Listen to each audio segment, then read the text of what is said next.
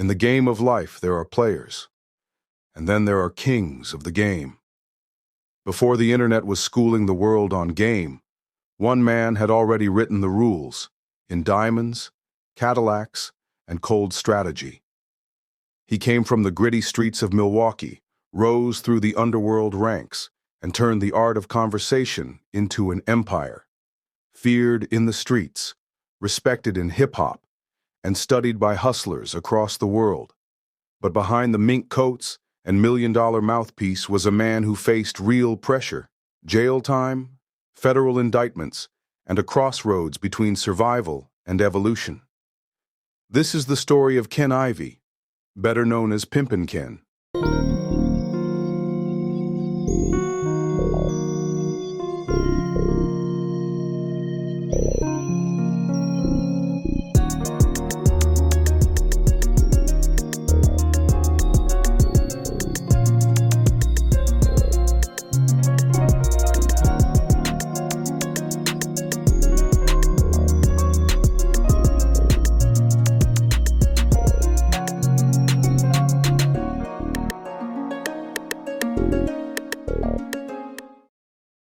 Pimpin Ken, born Ken Ivey in 1964 in Chicago, Illinois, is a prominent figure known for his involvement in the pimping lifestyle and his influence on hip-hop culture.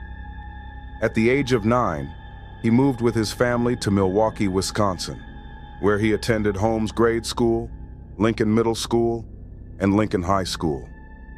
He later attended the University of Wisconsin-Baraboo. As a teenager growing up in Milwaukee and Chicago, Pimpin Ken got caught up in street life early. By the time he was around 15 or 16 years old, he was already heavily involved in hustling and the underground lifestyle. During his teenage years, he was arrested multiple times for things like fighting, hustling-related charges, street-level crimes. He ended up serving juvenile detention time in Wisconsin, not full adult prison yet, but in and out of juvenile facilities. In his interviews, Pimpin Ken talked about how he was locked up as a teen and said he was already learning about the game while he was behind bars, meaning he wasn't just doing time, he was sharpening his mind. Even during his jail time, older hustlers and pimps would mentor him, teaching him how to be slicker, smarter, and more strategic once he got back out. His time in juvie helped solidify his mentality. Street survival, mental chess, manipulation skills, a foundation for the pimping world he later dominated. He never stayed down too long. Every time he got out, he came back even more respected on the streets because he kept it solid and didn't fold under pressure. You know, how about it, man? You know what I mean? You know, how about, man, you know what I mean? I just turned out my hoes in my catch and turned out graduates. You know what I'm saying? Turned trails in the chair and false hoes in the boss hoes. You know what I mean? Hey, Pimpin Ken for the record, man. These hoes know, man, what's happening with Pimpin Ken, man. They know, man, I break a bitch on the spot, man. And I ain't never seen Ray Charles and Stevie Wonder no motherfucking way, you know what I mean? Yeah, because I back up on these hoes like the OJ, spin on like the Bar King, and walk up to them like Marvin Gaye, you know what I mean? Hey, some real smooth shit. Fucking with Pimpin Ken, you dig what I'm saying? How about it, man? You know what I mean? Hey, man, I'm talking about fucking with hoes, no hobos, man, no prostitutes, straight prostitutes, you dig what I'm saying? The average motherfucking fate for a pimp is the death, penitentiary, or drugs. Man, if you get money from hoes, if you breaking a bitch, I don't give a fuck if you're 20 or if you're 40, if you're 60 or whatever. You know what I'm saying? If you get money from hoes, you got to prepare for the future. You know what I'm saying? You got to prepare to settle down because it's going to be one of these days, you understand, when them hoes going to say, damn, you know what I'm saying, he don't look too good like he used to. Damn, he's getting old. Damn, he's got middle age spread. Damn, he don't talk as fast as he used to talk. He don't drive as slick as he used to drive. What's you going to do then? A man that failed to plan to fail. You must work your plan and plan your work. A winner never quit, the quitter never win. You got to always prepare for the future. I ain't saying you got to settle down. If you want to, you can break holes the rest of your life.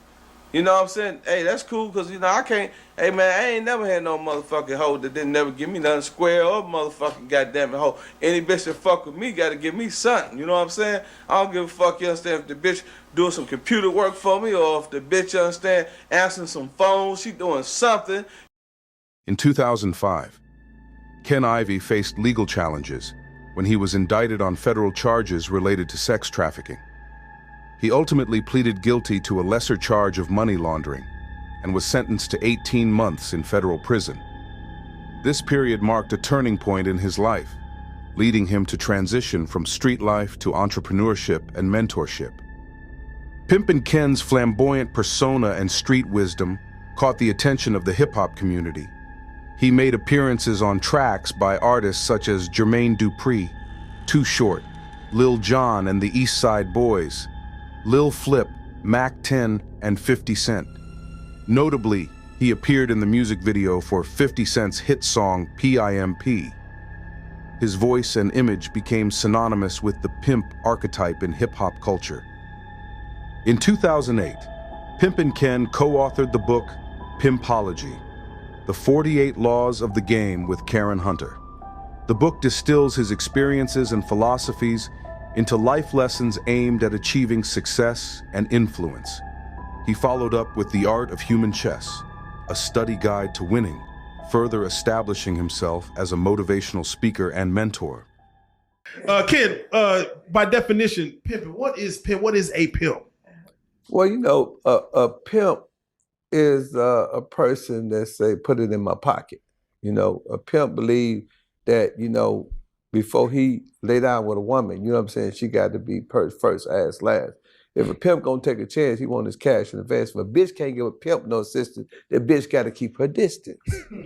Come on, man. and that's by definition. So, like Will just said, y'all kind of need each other to coexist. Will y'all say that's true? Will. Am I saying? Yeah, right. My best friend, man.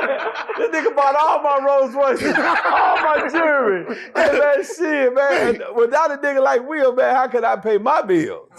So let me ask this: should the trick and the pimp ever meet each other? Should that? Hell yeah, man. We meet each other every day when he get the bitch the money. I ain't got to see him just give me the money, Will. I'm cool. You know what I'm saying? Hey, man, get a bitch $1 million, man. The bitch gonna give me $1 million and one. You did. Will, do you care where the money goes? Nah, it's not a thing with me. I'm chasing the honey. You see what I'm saying? I ain't chasing the money. I got the bag. You know what I'm saying? Yeah, I got the bag. I want the honey now. You see what I'm saying? Without me, like I say, he's nothing. I turn his one off any day. He'll take his hoe. See, I buy it. Hold on. See, he got to choose a fee. I got to buy a fee. If we'll take a hoe of mine, it's a hoe I left behind, the hoe he just happened to find. Nah. I can take the oldest hoe from him right now. His bottom hoe will take it from him right now. Hey, With two conversations. You cannot knock my hoe, Will. The most you can do is knock on my hotel door and ask for the hoe. Hey, man. Give me some motherfucking boat, nigga. In the game, the dynamic between the pimp and the trick is like a twisted form of supply and demand. And as Pimpin Ken would say, you can't be a pimp without a trick. The pimp might control the game, set the rules, and sharpen the strategy, but the trick is the one funding the entire operation. As much as the pimp represents power, flash, and finesse, his success still hinges on the existence of the one willing to pay for the fantasy, the trick. It's a cycle where both roles feed off each other, and no matter how cold a pimp's mouthpiece is, without someone spending, there's no profit to flip.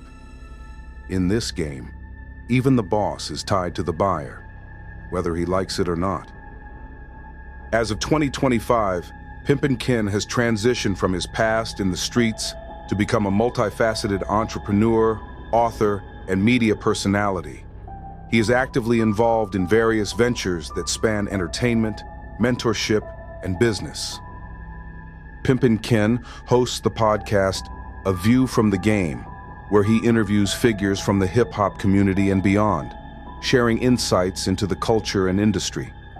He also maintains an active presence on his YouTube channel, Pimpin Ken Podcast, where he discusses topics ranging from his personal experiences to broader cultural commentary. Building on his earlier works like Pimpology, The 48 Laws of the Game and the Art of Human Chess, Ken continues to share his philosophies on success and strategy. He has collaborated with artists such as Boosie and Ice-T to help them publish their own books, extending his mentorship to others in the industry. Ken has diversified his portfolio through investments in real estate and technology. In 2025, his net worth is estimated at $50 million, with income streams from luxury property investments, a record label, and a partnership with a tech company to launch a new social media platform aimed at influencers and content creators. Despite moving away from his past lifestyle, Pimpin Ken remains a respected figure in hip-hop culture. He continues to make appearances at events like Milwaukee's 414 Day, where he shares stories about his roots and experiences. This has been another episode of Street Legendz, the story of another Milwaukee legend who made his mark in the world. Let us know in the comments which Street Legendz story you would like to hear next.